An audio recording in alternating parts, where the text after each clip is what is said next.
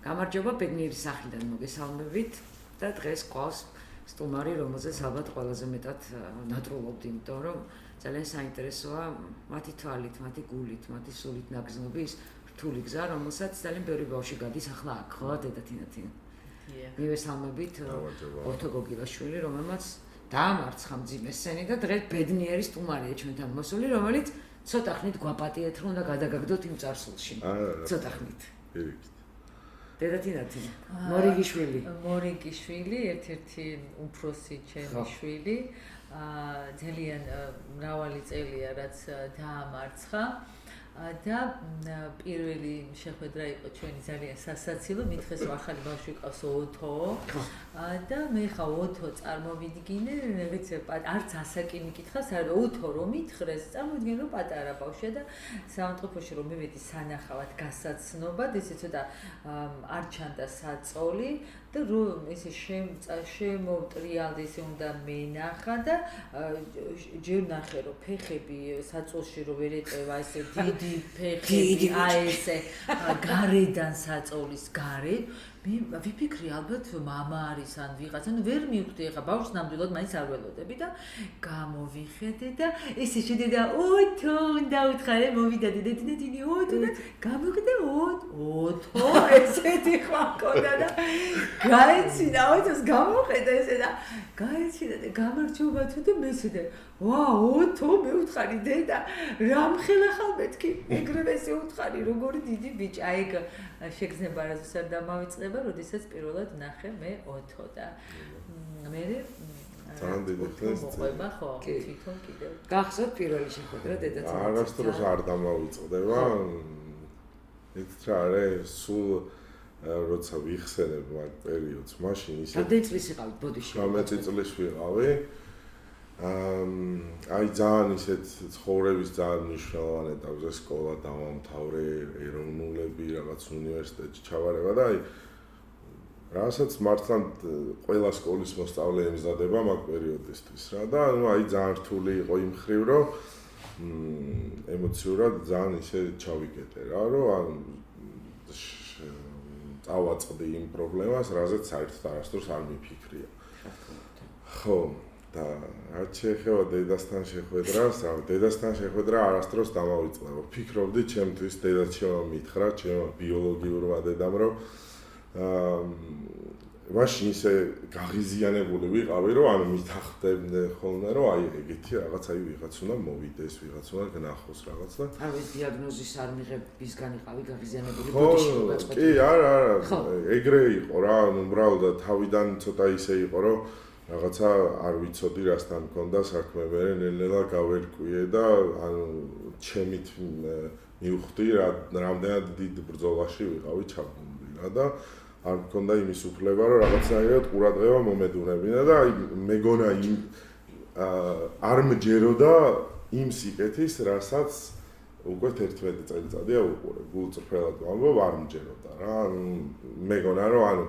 მორიგი ადამიანი, რომელიც უბრალოდ მკითხავდა, რომ აი როგორ ხარ და აი გამაგრდი და აი ყველაფერი მოგვარდება და ნუ აი ეგეთი ძალიან ისეთი მოლოდინით ვიყავი და მე არასდროს არ დამავიწყდება და ყოველთვის ჩემთვის ჩემი ნიშა დედას მიმართ არის ისი ღიმილი რა. არასდროს არ დედა შენი ღიმილი? მე რომ ხედავ დედას გაღიმებულს, ანუ ჩემთვის ანუ ეს ხვანაირი სიძლიერეა რა. რაღაცნაირად მგონია რომ იმას ვქრცნობ რომ ანუ ყველაფერი კარგად იქნება. ხო და ზუსტად პირველი შეხვედრა იყო და აი იქ მივხვდი რომ ანუ იყო კეთილი ადამიანი პირველ რიგში და ეს ძალიან მესიამოვნებაა. მე არის კიდე ისტორია როგორ დავახლოვდით და როგორ მივედით ერთმანეთთან ემოციურადაც, ფიზიკურადაც, მენტალურადაც რა ვიცი, ჩვენ წლების განმავლობაში ერთად უამრავ დროს ვატარებდით, მე 3 წელიწადი დედასთან ვიცხოვრე და დილას ერთად ვიწყებდით, დღეს ერთად ვამთავრებდით და სტუდენტი. ეგ არის ჩემთვის ხო იყო ის პერიოდი რომელიც ძალიან მტკივნეული იყო და არასდროს არ დამავიწყდება. ეს იყო ისეთი რაღაცის დაძლევა, რომელიც მთელი შენი ცხოვრება რაღაცის გაკვეთილად იქნება რა. მაგრამ ანუ მაგ ყველაფრის მადლობელი ვარ, იმიტომ რაც მივიღე მე. ანუ ესეთი სიყვარული მე არსად არ მქონია მიიღებული და არასდროს არ მჯეროდა იმის, რომ აი ოჯახის წევრების გარედან შეიძლებოდა რომ ყოფილიყო ადამიანი, რომელიც ამ ხელას სითბოს და სიყვარულს მოქცევს. ისე რა უცნაურია, ყველა მიცის რომ აქ ძალიან ბევრი ბავშვი მკურნალობს და ყველა მიცის ასე თეორიულად რომ გადაყოლილია ყველა ბავშვზე, მაგრამ მეც ხო ვიცი თეორიულად, მაგრამ სულ სხვა არის ახლა რომ ვისმენ ძალიან დიდი სითბო მოდის მართლა ოთოსგან, ძალიან დიდი. და როგორც ხვდები, გადამწყვეტი მნიშვნელობა აქვს, ხო, მოტივიც არის ალბათ სითბო სიყვარული, როდესაც ამ გზაზე შენს გვერდით არის ადამიანი, რომელიც ყველაფერში გეხმარება. აი, ძალიან მარტივად გეტყვით ერთ რაღაცას რა. მე ბოლო ოპერაციას რომ მიკეთებდნენ, რომელიც ორი ოპერაცია გავიკეთე და დაახლოებით 15 ქიმიოთერაპია. ოპერაციამდე ქიმიოთერაპია, ოპერაციის შემდეგ და ოპერაციას რომ მიკეთებდნენ და რომ შემიყვანეს, დედა იყო საცობში რა. ვიცოდი რომ მოდიოდა ჩემთან და იყო საცობში და ანუ მე აი მართლა დედას ვიცავარ, გულწრფელად ვიძახი. ვიცოდი შედეგები როგორ შეიძლება და დამთავრებულიყო რა. ანუ კარგი შედეგიც და იყო რაღაც საფრთხე, რომელიც იქ რაღაც ნერვულ წუნში შეზრდილი რაღაც მეტასტაზი და რაღაც, მაგრამ ანუ ერთადერთი ვისი ნახვაც მინდოდა, რომ ჩემი ოპერაციის დაწყებამდე მოსულიყო, იყო დედა თინათი. და ანესთეზიოლოგი რომ მეუბნება, всё უნდა დავიწყოთ და არა მეთქი შანსია. რა გამორიცხულია, მეთქი არა უნდა დავინახო. მეთქი მოდის ადამიანი ჩემთან, მოდის და არაფერი არ უჭირს, ეხლა 10 წუთით თუ გადავდებთ რამეს მეთქი რა და ზუსტად მახსოვს, აი თვალწინ მიდგას ყველაფერი საოპერაციო მაგიდაზე წევარ, კარი იხსნება, გარეთაც ის ამბავი რომ არაუცილებლად უნდა შევიდე და მე და შემოვიდა და ხმარო დედა აქ ვარ, არის ნერვიულო და ეხლა შეგვიძლია მეთქი დავიწყოთ. ჯვარი გადავსახე და ვთხარ, დი აქა ვარ, ნუ გიშინი ამ კარებს არ მოვწდები, მთელი ეკიპირებით შევიხედი, გამოვხედა, გამიღიმა და დავიწყოთო უთხრა. აი, ძალიან მე არასდროს არ მიგრძნია, რომ მე ვერასდროს ვერ წარმოვიდგენდი გულწრფელად ვამბობ იმას, რომ დედა ჩემის გარდა კიდევ იმეს დედას დაუძახებდი, იმიტომ რომ ეს ისეთი სიტყვა არის, რომ უბრალოდ ასე ვიღაცას, ნუ მე ყოველ შემთხვევაში ასე ვფიქრობ, ხო, ნუ ვერ დაუძახებ რა, არ არსებობს, მაგრამ მე ვუძახი კი არა, ზუსტად იმ ემოციას გავცემ და ვიღებ კიდეც რასაც შეიძლება რომ დედა ჩემისგან ვიღებდე რა, ანუ არ არსებობდა საიდუმლო და არ არსებობდა თემა, რომელზეც მე დედასთან არ ვილაპარაკე. არ არსებობდა ეს. ისევ თუ არ არის ერთი, ვისთვისაც დედა არის, ხო? აი, რანაირად ახერხებს, რომ აი ოთო რომლისთვისაც დედა არის, კიდევ ბევრი სხვა ოთოები, სხვა გიორგიები, სხვა ბევრი, რომლისთვისაც აი თანაბრად ანაწილებს, ხო, ვერ ვიტყვი რომ განსაკუთრებულად რომ ყველა უყვარს. ზუსტად რა არის იცით, ეს პირველ რიგში ასე რომ ამბობ. არა, ყველას თავის წილი დედა ყავს. აი გეტყვით და ნახეთ აი მიხდებით რა, პირველ რიგში ეს არის მამა ანდრიას დამსახურება რა. ეს არის იმ რაღაც ძალიან ძვირფასი სიტყვების დამსახურება, რასაც ეს ყველაფერი მოყვა. ანუ იქ არის რაღაც, ანუ შეიძლება რაღაც იცხოვროს, იბრძოლოს, იწვალოს, ვიღაცას გაუბრაზდეს, ვიღაცას შეუყვარდეს, მაგრამ არის ზღვარი რა, რასაც უბრალოდ ფიზიკურად ვერ გადავა, იმიტომ რომ მისმა ერთადერთმა შვილმა დაუტოვა ესეთი ის, რომ ანუ ეს ყველაფერი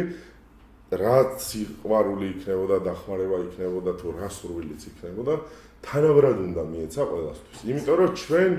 ერთ ძალიან ისეთი დიდი და ცოტა ისეთი რთულად მოსასმენი და მტკივნეული პრობლემის ქვეშ ვიდექით და ეს გვაერთიანებდა ყველაზე მეტად.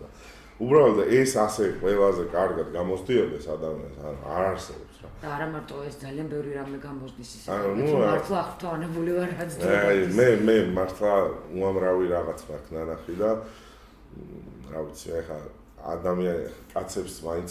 ისეთი ის გვაქვს ხოლმე რა, რომ აი მაინც კაცი ვითომ რა არის. აი ყველას შემიძლია თამამად ვუთხრა ის, რომ ან დედას რო გადაწყვეტილებები მეუღია და დედას რო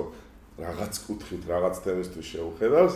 ეგეთი კაცებს კი არა ძალიან იშვიათი მეგობრება რომ ვინმე ესე რაღაცა ძალიან ბევრი ჩინქიბა არა არა შენი ხება არა უბრალოდ ხო რა არის ის რომ ან უბრალოდ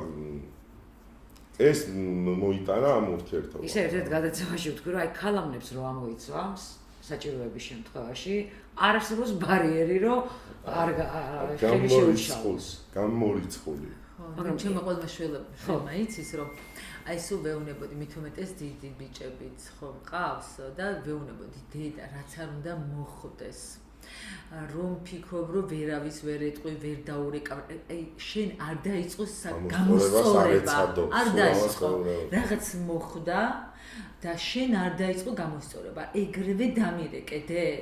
და ისე ვენდობოდი ჩემ ყველა შვილს აი ზუსტად ვიცოდი ბიჭებს და გოგოებსაც ზუსტად ვიცი სულ თხოვნა მქონდა ტელეფონი არ გათიშო რაც არ უნდა იყოს რომ დაგირეკავ იმიტომ რომ ჩემთან თან კურნალოდნენ თან უკვე სტუდენტები იყვნენ და მე ვიყავი მათი დედა ხომ ბიოლოგიური დედები ხო თავთავიან სახლში იყვნენ და მე მარტო რო ვიყავი აი ეგ ძალიან ამ უდიდეს პასუხისგებლობას გრძნობდი და სულ თხოვდი რომ ტელეფონი იყოს სულ ჩართული და მე ზუსტად ვიცოდი სად ახარ როგორც დედა ყველაფერს გავაკეთებ შენ არ დაიწყო გამოსწორება მე ყველაფერს გავაკეთებ და იმდენად დარწმუნებული ვიყავი რომ ყოველთვის ჩემი შვილები ნამდვილად სწორნაბიჯებს გადადგამდნენ ძალიან ბევრს საუბრობდით ყოველთვის ანუ ფონდი არ არის მხოლოდ კიბოსთან ბრძოლა არა იმის იქით ძალიან ბევრი და დიდია და მე რომ მეკითხებიან აი რა მოგცა ძალა და რა გაზრდა ძალა ოთო მართალია იმაში რომ მე ერთადერთ ჩემს მივეცი ეგ სიტყვა და ვცდილობ რომ ძალიან სწორად გულწრფელად რა თქმა უნდა გზადაგზა რაღაცები შემეშლება და მეშლება ჩვეულებრივი ადამიანი ვარ მეც მაგრამ კანგებარასდროს და გამოსწორების უნარიც მაქვს ბოდიშის მოხდის რაღაც ვერ ვქენი რაღაცა ესეც მადლობა უფალს ამ უნარისთვის ესეც მაქვს და ყველაზე მთავარი ძალა კიდე რა არის ჩემი ამ ჩემ შვილებთან ერთად ყველა ის ემოცია განვიცადე რაც უნდა განმეცადე ჩემ შვილთან ერთადერთთან აი მაგალითად ნანა რო გაგვითხოვდა ნანას ქორწილში რო წავედით და როდესაც თამადამ გამომიძახა და მიტომ რატომ მეძახის ეს კაცი გავედი დავდექი და ნანას მამა გარდაცვლილი ყავდა უკვე და დედის გვერდზე დამაყენეს და ჯერ ჩემი სადღე გრძელო თქოს როგორც დედის და მე ბიოლოგიური დედის იმ მომენტში ნანას ქორწილში კი არ ვიდექი იმის მიუხედავად რომ ჩემი შვილი ბერი იყო აი წარმოვიდგინე რომ ნამდვილად ჩემი შვილის ქორწილია სულით ეხა ვიგრძენი აი ეს მთელი გულწრფელობა და ეს ანუ ჩემი შვილის ქორწილი ვიგრძელი როდესაც სკოლა დაამთავრეს ხო და ეგ სიხარული და დიტოს ვამზადებდით მისი გამოსაშვებისთვის ესეც შევიგრძენი ქეთემ უნივერსიტეტი დაამთავრა და დიპლომის გადაცემის დღეს მე დამიძახა და არა ბიოლოგიურ დედას იქ როგორ ამაყად ვიჯექი კავკასიის უნივერსიტეტში ბატონ კახას ძალიან დიდი მადლობა ძალიან გვერდში მედგა და ეს დიპლომი მე რო გადმომცეს ჩემი შვილის დიპლომი წავიხე აი ეს არის ჩემთვის აი ოთორო დამირეკავს და დე როგორ ხარ რაღაცა აი ჩემი შვილი მირეკავს და მე ყველაფერი მართლა გულწრფელა რაც შეიძლება და ჩემს ერთადერთ შვილთან განმეცადა შემეგრძნო აი ეს ბავშვები მივსებენ მათი დაძახებული დე აი რა ვიცი როგორ თქვა ხო ძალიან გვჭირდება სახსრები და ყველაფერი აი მილიონი რო ჩამირიცხოს ვინმე გამიხარდება მაგრამ ამათი დე ყურში აი იმაზე მეტი არის და სულ ეხა რაღაცა ისეთი ეტაპი აქვს უნდა წავიდეს ოთო ემირატებში სამშაბათ თუ სასწაულად იქეთ უკვე 8 დედას უჭერს ხო კი და პენატრები რომ მიდის და სულ აბადი და როგორ ხარ იქ ცხელა რაღაცა სულ ძალიან ვდარდობ ნერვიულობ და თან კიდე შეიძლება უფრო შორს წავიდეს აი ემირატებზე ისე არ დარდობდი შეიძლება ამერიკაში 4 საათი დაჟდა გაფრინდა ეხლა ამერიკის green card-ა ხო რაღაც ამერიკაშიც მოიგო და აი ოღონდ შვიდობით მიმყოფე რა თქმა უნდა, მაგრამ მე ისე ჩამწყდა რაღაცა გულში და მეუბნება დენო გეშინი არ დავრჩები, ჩამოვა პროსტა ამ შანს ვერ გაუშვებ, სხვა შეუსა მოიგო და უნდა წავიდე დეო მეუბნება და მე კი ხო ძალიან გამიხარდა, მე ძალიან ანუ არეული შეგრძნება მქონდა და მე აუ დედა ესა და რიშვილო მეუბნები და დაუბრუნდები, მითხრა ნუგეშინია ისე არ დაგტოვებ და მე რა გამახსენდა კიდე ხა იცით მოთო ბოლო ქიმიოთერაპიაზე ძალიან შეუძლოდ გახდა 20 და მირეკავს და ძალიან გაბრაზებულია უკვე აი აღარ შეუძლია ადამიანი ბოლო წარმოიდგინეთ რა მაგის შემდეგ ბავშვებს და აი ყველა ქიმიაზე მეუბნებოდნენ რომ ეს ბოლოა და მე აი ბოლოა და ეს მართლა ბოლო იყო ეს ნამდვილად იცოდი რომ ბოლო იყო და ისეთი რაღაც მემართება რომ აი ისეთი რაღაც მემართება რომ საერთოდ ერთი წლის განმავლობაში ანუ გამოვიარე ეს რთული ყველაფერი მაგრამ ანუ ეხლა ჩვენ ბავშვებს ბევრს გართულება ქონდა რაღაც ანალიზების დაცემა ქონდათ ის და მე არასდროს ეს არ მქონდა. ანუ მარტივად გართულების გარეშე გადიოდა. ხო რა და აი ისე გამოვიარე რა ჩემ აი დაძმებთან შედარებით საკმაოდ მარტივად. და უცხო ბოლო ქიმიაზე მემართება ის რომ ამის არ ვიცი აი დამკარგეს ისეთი სიტუაცია იყო და მირეკავს და ცუდად ვაროთ ისეთი ხმით მითხრა დაურეკე ქიმს რა ხდება მოვარდი და მამუკა ღმერთმა აცხოდეს ჩვენ ექიმი ოთოსი გარდაიცვალა და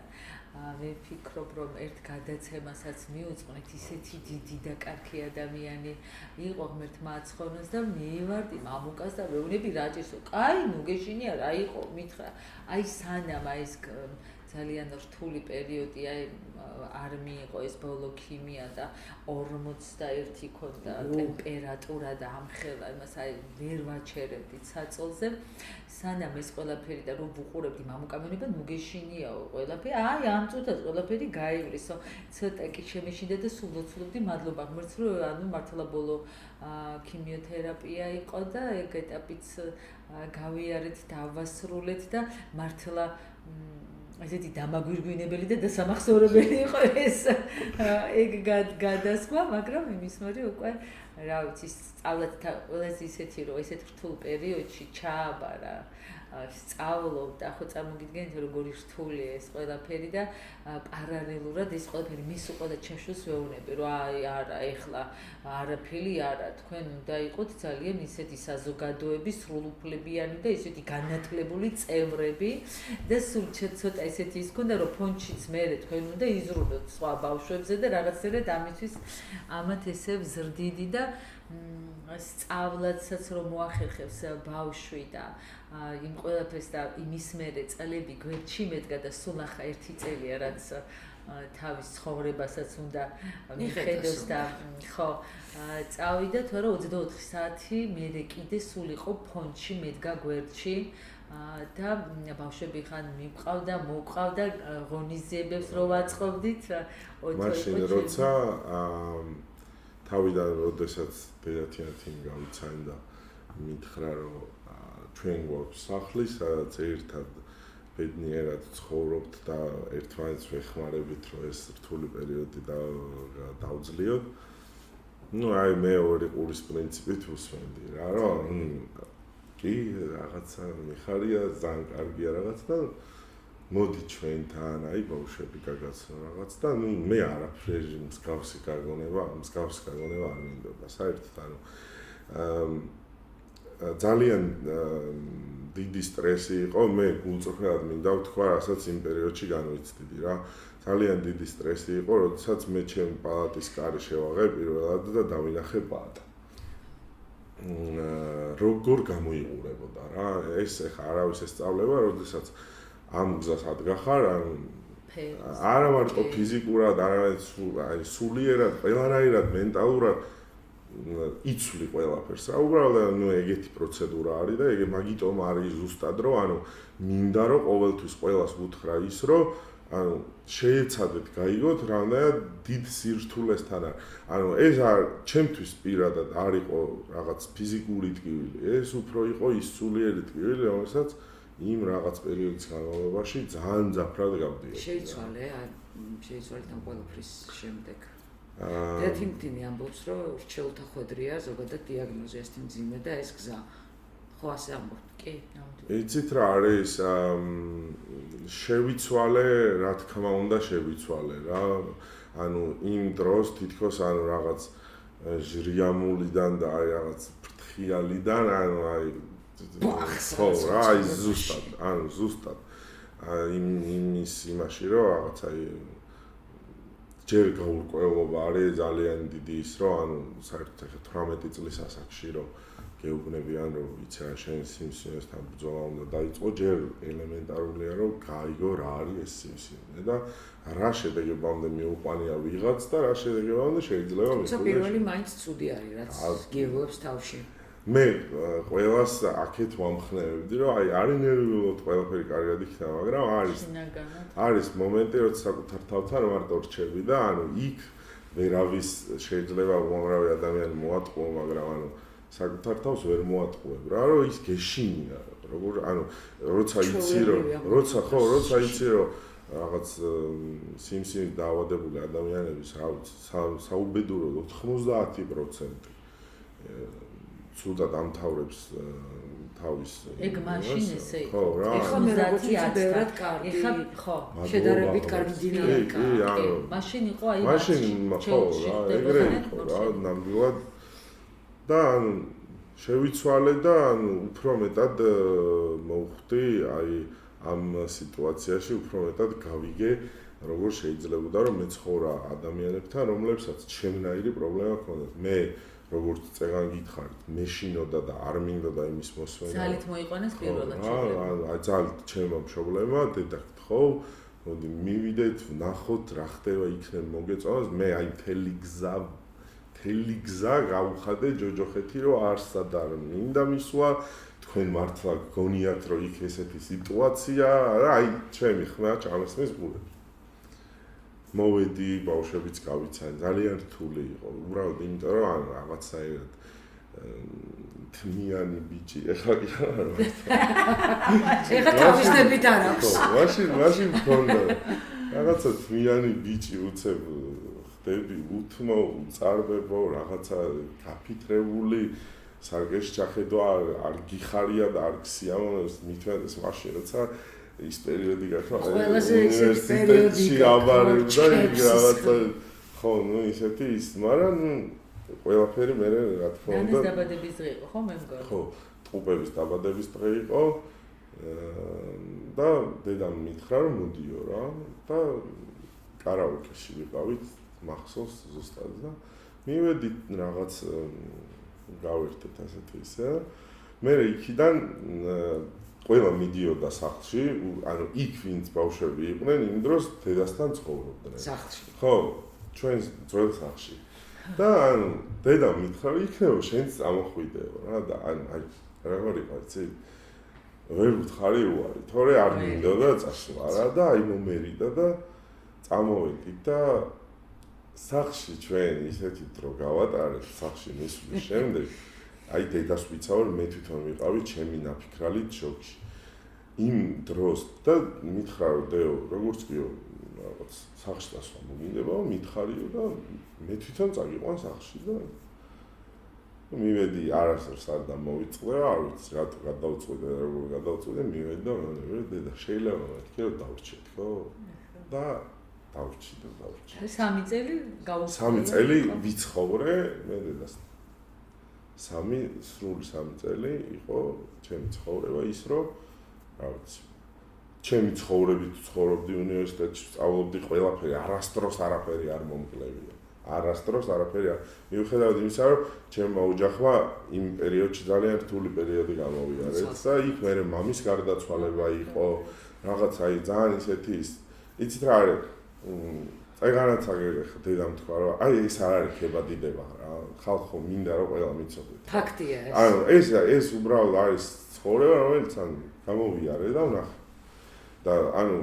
სულ მაგას ვიძახდი ხოლმე თუ ვიღაცა რაღაცით გვაკრიტიკებდა თუ ვიღაცას რაღაც მოსაწონს ვერ ვაკეთებდი აი იქ ის დაწერეს აი იქ ის თქვეს ეს თქვეს ყველას იმას ვეუბნებოდი რომ ხალხო თუ ვინმე სიმართლე გაინტერესებთ მოდით და კითხეთ ბავშვებს ვის გამოც ხდება ეს ყველაფერი და ანუ თუ გინდა რომ სიმართლე იცოდე მაშინ მოისმინე იმ ადამიანებისგან ვინც რეალურად გეტყვის რაც ხდება და თუ ეხა შენ ვიღაცის მოყოლილზე გინდა რაღაცა ერთგვარი პროვოკაცია წამოაგორო ნუ ეხა აზრი არ აქვს ვისაც არ ღმერთს რო დაელაპარაკო მაინც ვერ გაიგებ მაგიტო არის რომ ანუ ეს არის სახლი და ეს არის ადგილი სადაც ერთი პრობლემის ქვეშ გაერთიანებული ადამიანები ცხოვრობთ და არ არსებობს ის რომ აი ოთოს აქვს პრობლემა და მოდი ეს ოთო მოაგვაროს არ არის ეგრე რა ანუ არ არსებობს ჯერ ერთი პირველ რიგში თეთრ ამას არ არის არაცდის და მეორე კიდე აქ არის ძალიან მნიშვნელოვანი ის ბავშვების დამოკიდებულება მე ბევრჯერ მახსოვდა რომ პატარები ჩვენ ახლა უამრავი ბავშვია ხა ვერ ჩამოვთვლი და არ ჩამოვთვლი უამრავი ბავშვი შევიყვარე და მიყვარს დღემდე და ბევრი სამწუხარო და საუბედუროდ დავკარგებ და და ჩემთან ოთახში აძინებდნენ დედები და მე მიყავდა ხოლმე რა საყვარელი არ არსებობდა რომ ფიზიკურად ვერ შეძლებ რომ არ შეიყვარო ფიზიკურად ვერ შეძლებ რომ ერთმანეთს სრუნვარი საოცარია მათი ეს ანუ ნანას რო იმპლანტი ის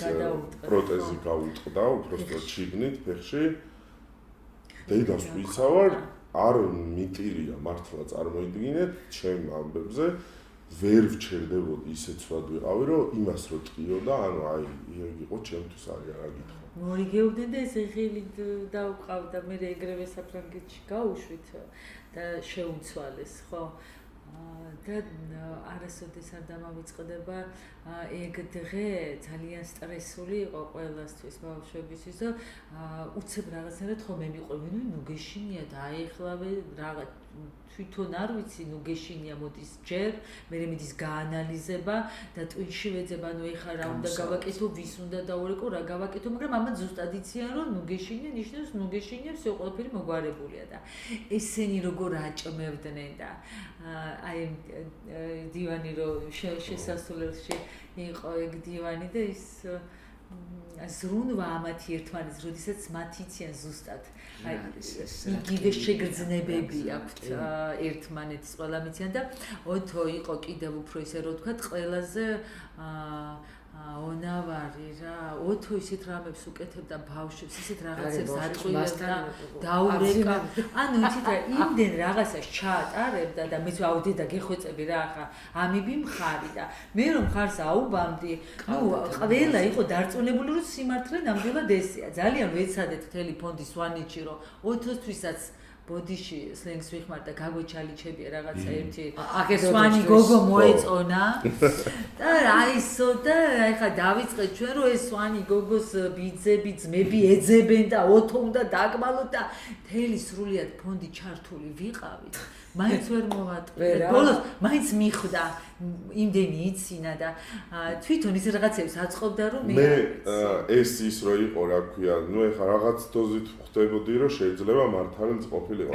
სვანეთში ძმები რაღაც და მე ხა ნუ მილედის ოჯახი ჩემთვის როგორც ოჯახია და ძალიან კარგი ურთიერთობა მაქვს აი სულ ყველასთან ვისთაც მილედის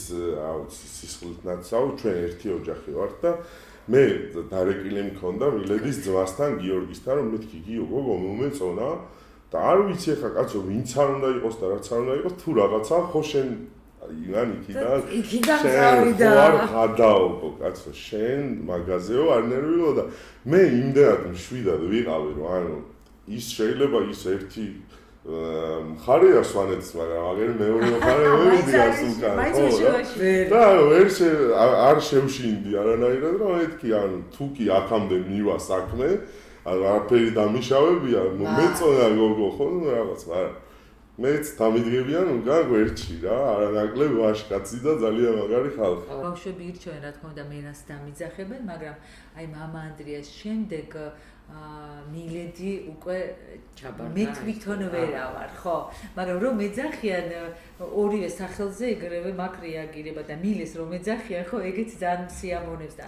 აი ეს ჩემთვის ყველაზე ძვირფასი არის კიდევ ერთხელ ვიტყვი დეს რომ მეძახიან და დედად რომ აღმიქვამენ მარტო დაძახება არ არის. მართლა როგორც ზედა ვეიმედები ეგ ჩემთვის ყველაზე აი ოპერაციის წინ როდესაც ყველაზე მეტად გინდა ადამიანის დახვა, იმიტომ რომ ეს არის შენთვის სიმშვიდე, ეს არის შენთვის სიყვარული, ეს არის შენთვის მხარდაჭერა, ამაზე მეტი რა შეგვიძლია ადამიანებს მართლა?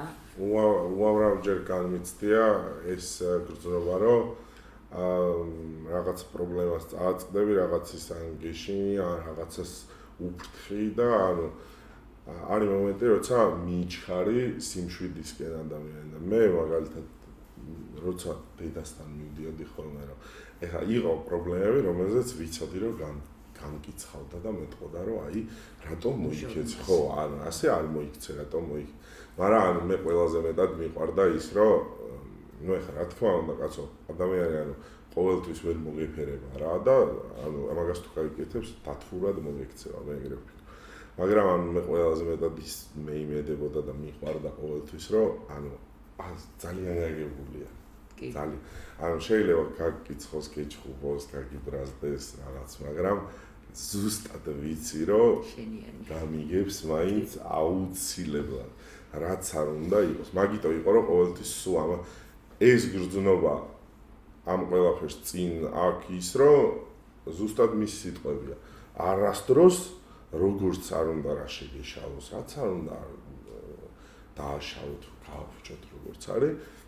არ დაიწყო გამოსწორება, მითხარი და ერთად გავაკეთებთ ყველაფერს და მეც, რა ვიცი, ხშირ შემთხვევაში ეგრევე ვიქცევდი ხოლმე და ეგრევე ვაკეთებდი და. ხო და ეხლა როგორი კარგი შვილი მყავს. არაჩვეულებრივი. აი ეხლა ვინც იბრძვის რას ეტყვიდე? მათ. აი ხო, აი ეგ შენი გადმოსახვა. აქ არიან ახლა ამ კედლის მიღმა, ბავშვები, ვინც იბრძვიან შენს. იცით რა არის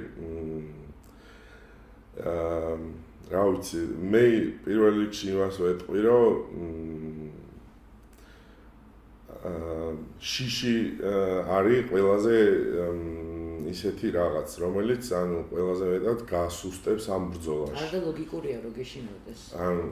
არაფერი არის ალოგიკური რა. მე ასე ვიტყვი ამ განცდაში, როცა იცი რომ პირდაპირ ანუ მომაკვდინებელ დაავადებას ებრძვი და არის მომენტები, როდესაც ანუ არ იცი რა შეუწყობს ხელს შენს გამოჯანმრთელებას, ან რა შეუშლის ხელს. ეს არის ზუსტად იმ რაღაც მოულოდნელობის შიში, რომელსაც საბოლოო ჯამში შეიძლება